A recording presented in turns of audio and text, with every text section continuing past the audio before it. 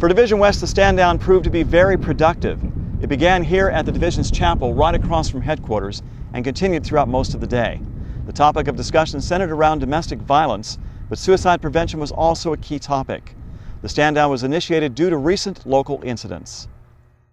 The Corps commander, he's seen the statistics, he has a good concept of what's going on, but more importantly, he doesn't want to look at data and just cold raw data points. He wants to implement a program to address it and to generate conversation among the leadership. So the Division West portion of that conversation was implemented.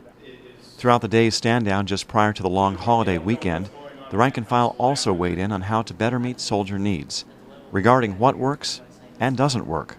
The FRG is like those grandma and grandpas, that cooling off place that you can go when things get too out of control and life stressors are getting to you.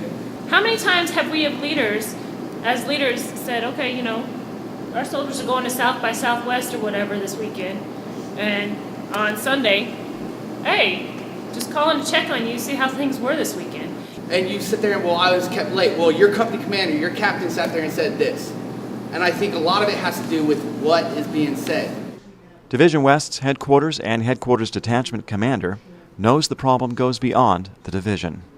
This isn't isolated to just a post. I mean, domestic violence and sexual assaults are occurring across the both CONUS, OCONUS, and in the theaters of deployment right now.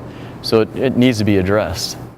The stand down continued into the afternoon at the division's main conference room as the focus shifted to suicide prevention. Ask your buddy how they're doing. Hey, how you doing today? I see that you're coming in late to work now for the last 2 weeks. What's going on? Ask your buddy what's going on. Following his remarks, Chaplain Smith offered this perspective.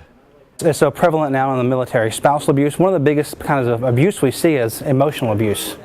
The kind where there are no physical scars, but the mental scars hurt just as bad, and those are the ones that will leave the lasting impression that will cause somebody to want to get out of here and commit suicide. Though this conversation was over, the impact of what was shared by Division West soldiers was keenly felt. Thinking back on what went on all day, everybody had a lot of input about how to be aware of the situation, especially for domestic violence and also sexual harassment. And it should be noted that the Military One Source provides a number for soldiers, family members, and DA civilians in case they need help. That number is 1-800-342-9647. June 4th is the beginning of Chivalry Gatesville's annual kickoff to summer.